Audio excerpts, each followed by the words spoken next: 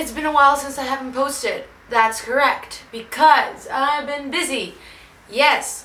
I don't know, I guess it's time to make another video. Ignore my look. I've always wanted to make a video about this subject, and I'm about to. So stay tuned.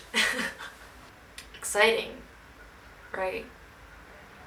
I don't know, I'm improvising. Okay, so, hey guys. The thing is, I've been writing a book for a long time now. I've been trying to write a book since I'm 14, but I came up with the idea when I was 12.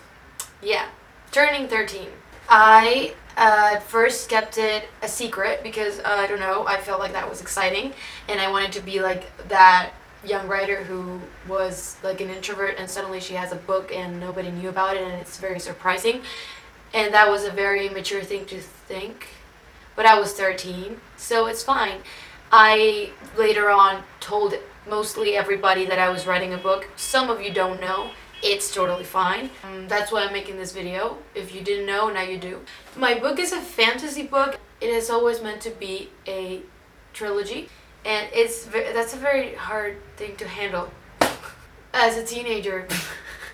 I wanted to make this video because I've been watching booktubers since I'm like 11 years old, and my favorite ones are Christine and Jessie. They're like my favorite ever. Jessie from Jessie the Reader, and Christine from Paul and Banana's Books, or Christine May. I don't know how you know her, or if you do know her. Christine, she wrote a book, she already published it. It's very inspiring. And I remember the day when she posted this video, like writing episode 1, something like that.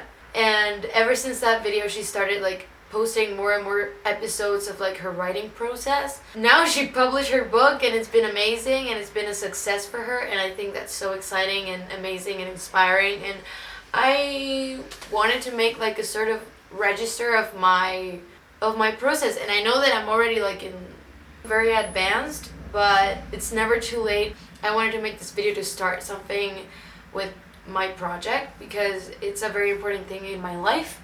And yes, that was the introduction. It was very long, but it's okay because I'm improvising this video, so I don't know what I'm gonna say now.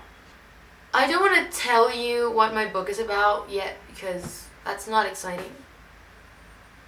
But it's a fantasy book, and I guess I just wanted to talk about the things that have been hard for me, because I know many young writers of my age that are my friends and that are way too hard on themselves. And when you're too hard on yourself and when you're too hard on your writing, which is what happens most of the time, it's really hard and it gets you nowhere. So maybe you can understand it, and we can all cry together for a while.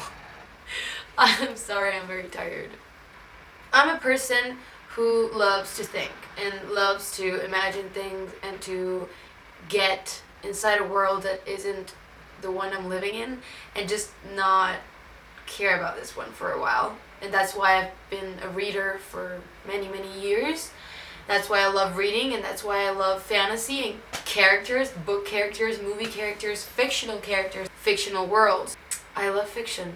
And at some point of my life, I began creating fiction instead of consuming it. I still consume it every day, but now I also create it, and it's very cool, but also very hard and exhausting and sort of difficult to balance, because it's really easy to get consumed by a fictional world and forget about the real world, as it is also very easy to get absorbed by the real world and not be able to get back into that fictional world. Stay there in that line between two worlds and not fall off. I remember when I started building this whole world, I talked with people that had like a logical mind, and they were like, okay, but how does that work? I don't really get it. This doesn't make sense.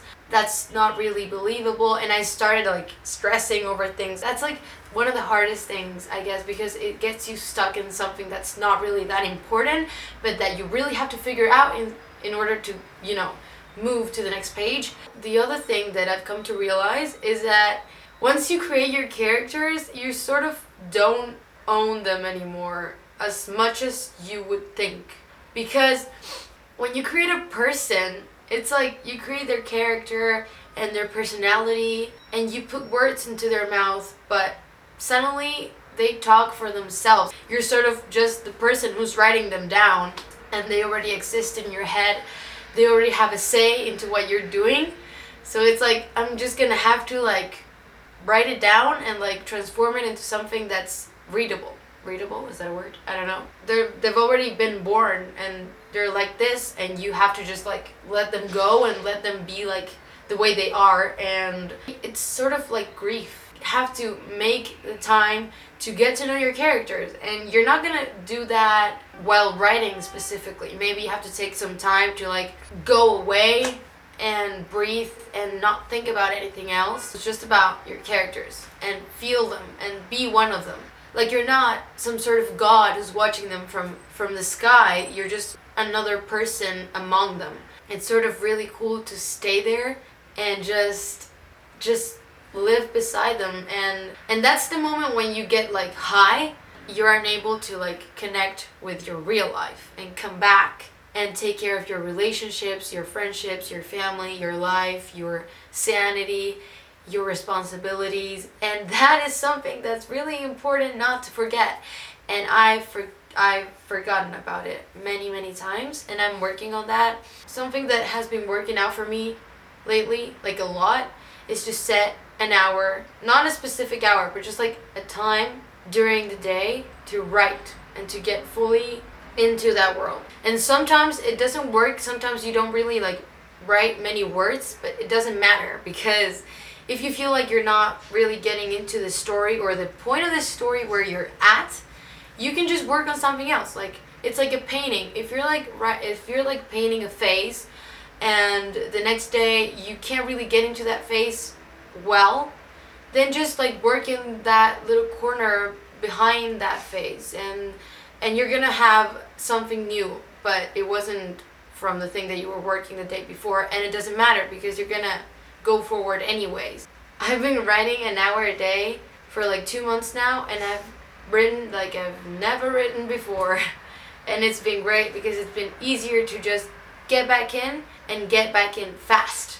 Never let much time pass between writing moments, because you're gonna forget things and you're gonna lose something, and it's gonna be really hard to get it back. If you're not constant, it doesn't really work.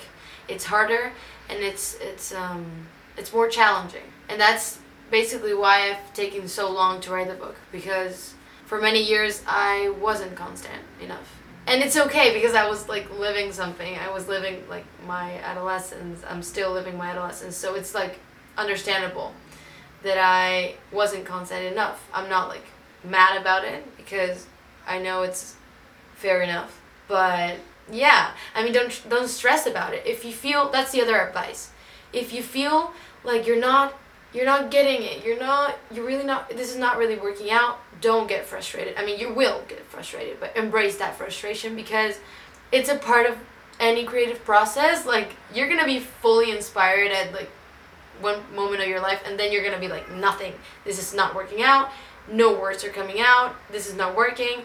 Let it breathe for a week or two, work on something else, or maybe not, like don't work at all, just try to reduce your brain work, because sometimes you're too collapsed and too tired and exhausted to like write a word, a sentence even. Read more or listen to music or just be with friends. It does work to let your brain breathe for a second. And the other thing is that I used to think that writers locked themselves in rooms and waited and wrote until their novel was finished, and that is a lie. Because people who finish a novel, they've lived like a lot of things. And if you're like deciding whether you should stay writing a Friday night or going out or whatever example, go out and do things, because you never know when an idea for your novel is gonna come out from anywhere. It could come out from anywhere. Like you could be like buying toilet paper, and suddenly you have the brightest idea you've ever had, and that idea would have not come to your mind if you would have stayed in your house. So don't stay inside. Set a time to write and focus on that, and the rest of the day go out, live your life, do fun things and not so fun things, because you're gonna get things from that. I'm gonna put the amount of words I'm at on my novel right now right here.